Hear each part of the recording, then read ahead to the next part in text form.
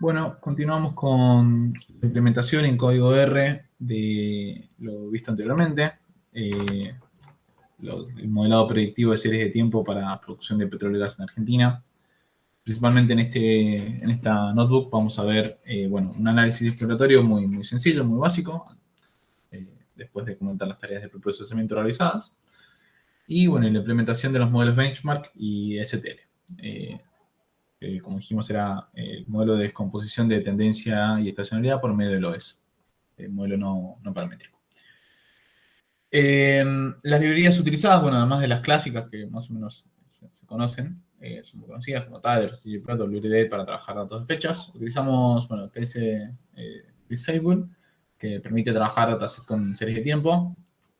Fist, Fable y Fable Tools, que nos permiten hacer la descomposición, tienen los modelos básicamente necesarios para aplicar, y bueno, y Forecast para predecir unos datos.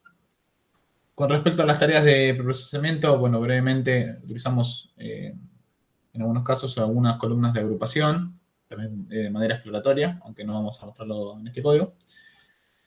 Construimos una función de agregación que también nos permitía calcular el total de producción de petróleo y gas en función de estas columnas de agregación que finalmente no terminamos utilizando en este notebook particular, pero esta funcioncita nos permitía agrupar, no sé, por ejemplo, por fecha y calcular la producción total de petróleo y gas. También hay otras variables que no voy a mencionar en esta notebook en particular, pero bueno, que se pueden incorporar como regresoras en otros modelos, que sí lo permiten.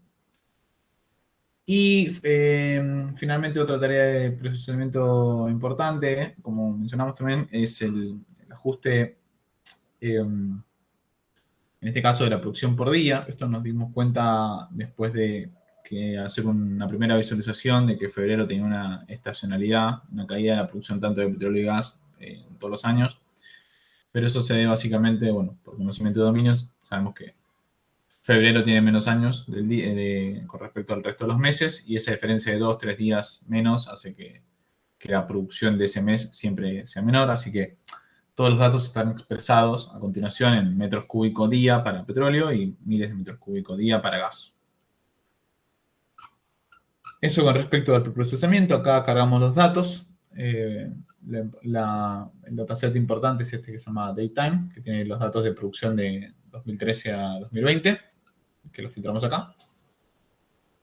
Y bueno, y aplicamos la función de producción por día para poder utilizar estos datos. También utilizamos una agregación por cuenca, que vamos a mostrar un poco ahora a continuación, algunas visualizaciones, pero no terminamos incorporando esta diferenciación en los modelos. Y finalmente hay una producción total, que es la agregación del dataset anterior. Para ver un poco la forma que tienen estos datos, fíjense que esto ya está en formato de time series, de la tabla de series de tiempo, donde le pasamos el índice. Todos los datasets tienen como índice la fecha. Fíjense acá que los datasets tienen la columna con formato fecha. Y bueno, tenemos las variables necesarias, en este caso la producción de petróleo y gas, y bueno, y otras variables que, como dijimos, no íbamos a utilizar en esta presente en esta nota. Luego, bueno, este data time, que no lo utilizamos en este caso, tiene todos los datos, solo para saber toda la información que tenemos, que esté disponible. Y eso tiene los datos por cuenca. Es decir, las distintas cuencas que hay, cuánto se produjo en cada periodo de tiempo. Para visualizar existe una función de la librería, esta que mencionamos recién, Fist, que se llama Autoplot, que básicamente uno le pasa el dataset en series de tiempo que quiere visualizar. Automáticamente la librería conoce que se trata de un dataset de series de tiempo, así que no hace falta pasarle la fecha en el eje X, solo hay que pasarle la variable en el eje Y que uno quiere visualizar. Hicimos esto para la producción total y también para la producción por cuenca. Hacemos a ver un poco esto, qué pinta tiene. La producción diaria, vemos que es una serie que desde ya viendo la visualización es muy compleja. Este fenómeno es complejo de predecir solamente con modelos de series de tiempo que utilizan solo la información del tiempo y la variable de respuesta, dado, bueno, todo el ruido que tiene y por ser fenómenos que están afectados con un montón de variables que incluso son muy difíciles de predecir. Digamos, tanto en la producción de petróleo como en la producción de gas entran un montón de variables que juegan y que son el resultado de esta serie. No solo variables económicas como la inversión, el precio, sino también variables referentes al tipo de pozo, las reservas, más de carácter geológico. Así que, si bien es un fenómeno que a simple vista va a ser difícil de poder hacer un modelo que ajuste bien los datos, vamos a ver qué tan bien ajustan estos modelos al fenómeno.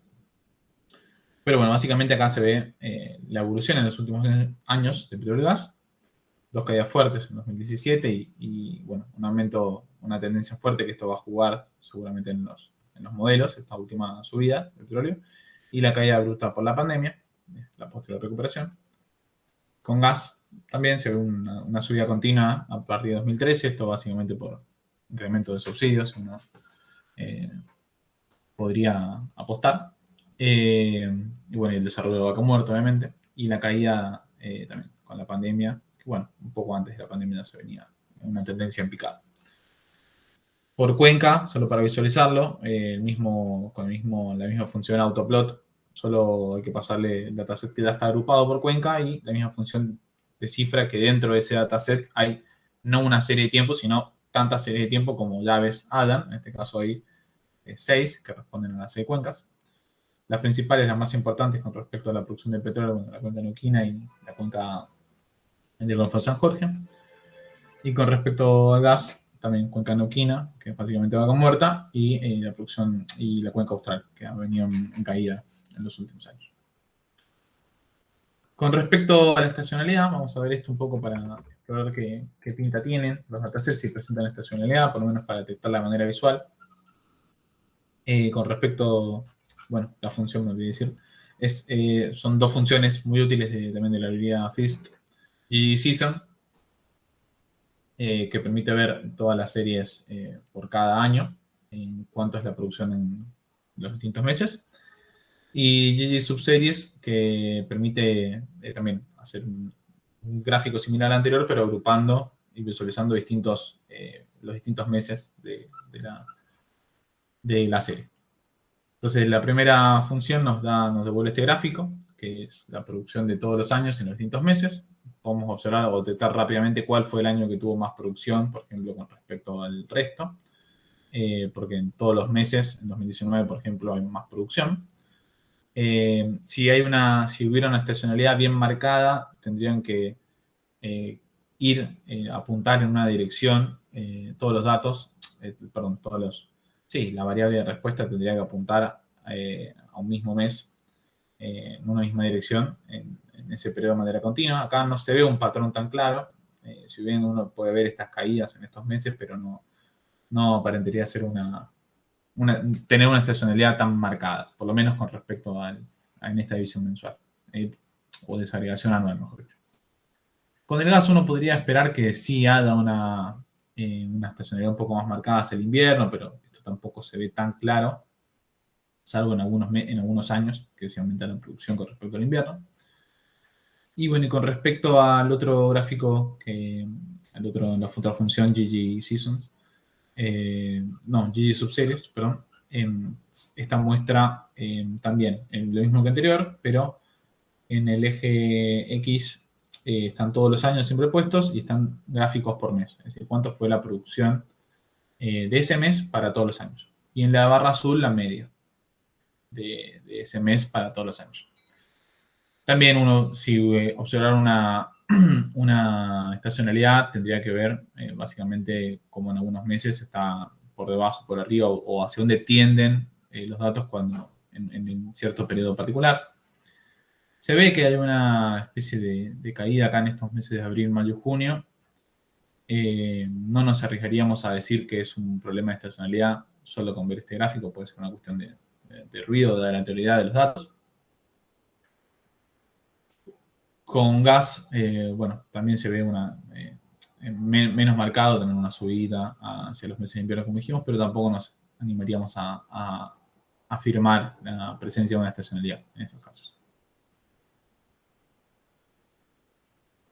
Pasemos ahora a ver la descomposición de la serie temporal. Que esto no, dijimos que íbamos a utilizar STL, voy a agregarlo acá, para que quede claro, no es la descomposición clásica.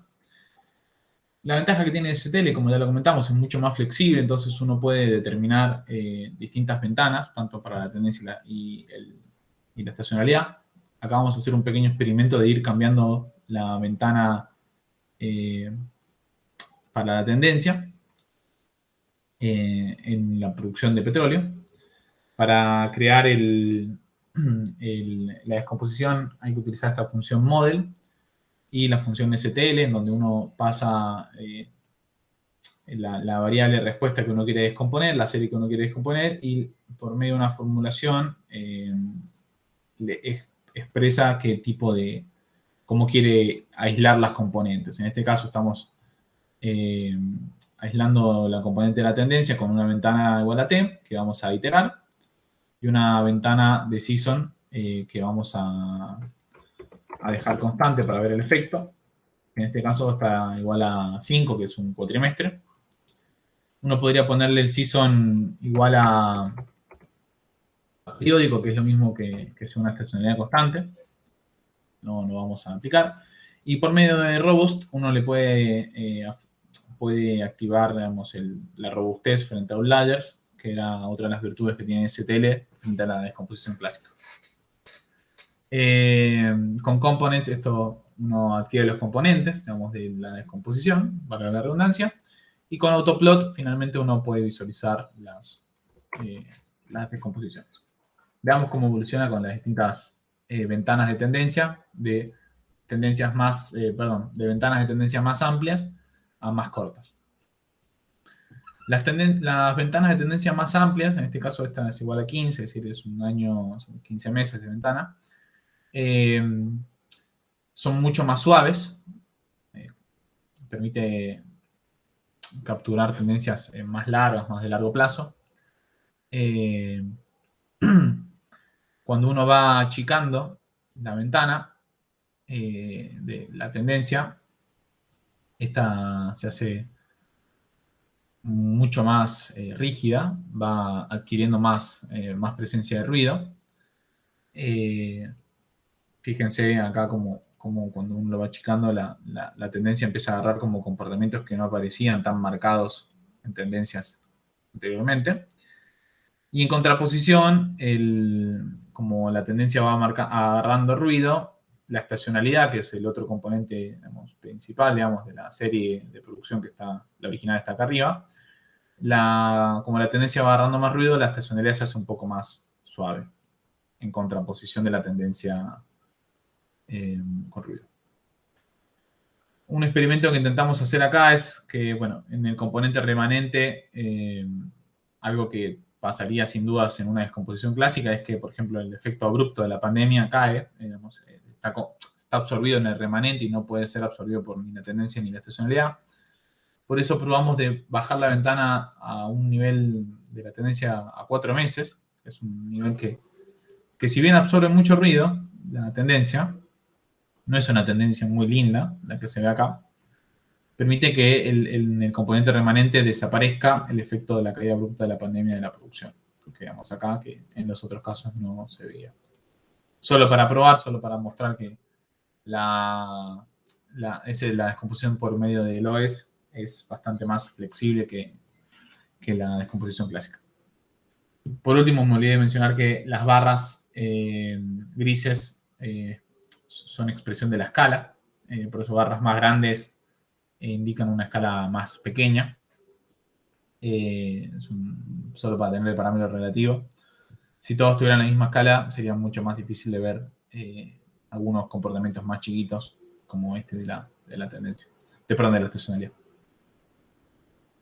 Pasemos ahora a ver la descomposición de la producción de gas. En este caso hicimos el experimento de ir corriendo la ventana de la estacionalidad, también de ventanas más amplias, donde la estacionalidad se ve como bien suave. a ventanas cada vez más chiquitas, donde mientras más chiquita sea la ventana, más ruido va a ir agarrando. Fíjense de los cambios.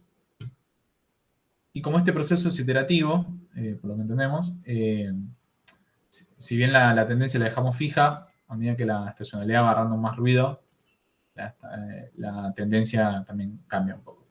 Acá fíjense qué pasa si achicamos la ventana a 3 meses, es algo muy chiquito. Perdón, acá.